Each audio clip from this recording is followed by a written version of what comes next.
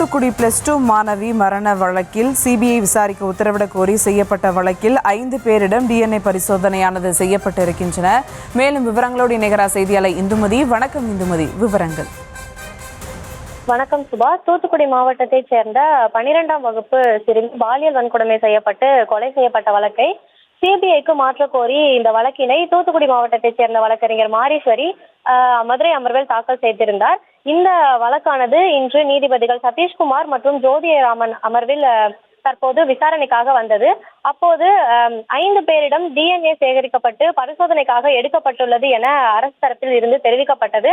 மேலும் இந்த விசாரணையானது சரியான முறையில் சென்று வருகிறது எனவும் இதனைத் தொடர்ந்து நீதிபதிகள் கருத்து தெரிவித்திருந்தனர்.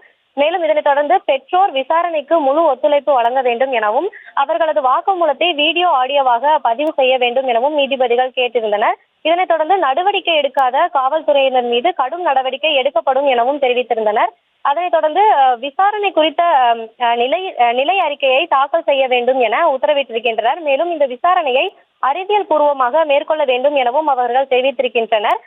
அதனைத் தொடர்ந்து ஆய்வக பரிசோதனை முடிவுகள் வரவேண்டியுள்ளது எனவும் சிசிடிவி காட்சிகளை கொண்டு சந்தேகத்துக்கு இடமானவர்களிடம் விசாரணை மேற்கொள்ளப்பட்டு வருகிறது எனவும் அரசு தரப்பிலிருந்து தெரிவிக்கப்பட்டது. மேலும் DNA மாதிரிகள் பெறப்பட்டு விசாரணைக்கு அனுப்பப்பட்டது உள்ளது எனவும் அவர்கள் தெரிவித்திருந்தனர். மேலும் இந்த மாணவி காணவில்லை என்பது முக்கியமான புகார் எனவும் அதில் காவல்துறையினர் அலட்சியத்துடன் செயல்படக்கூடாது எனவும் நீதிபதிகள் தெரிவித்தனர்.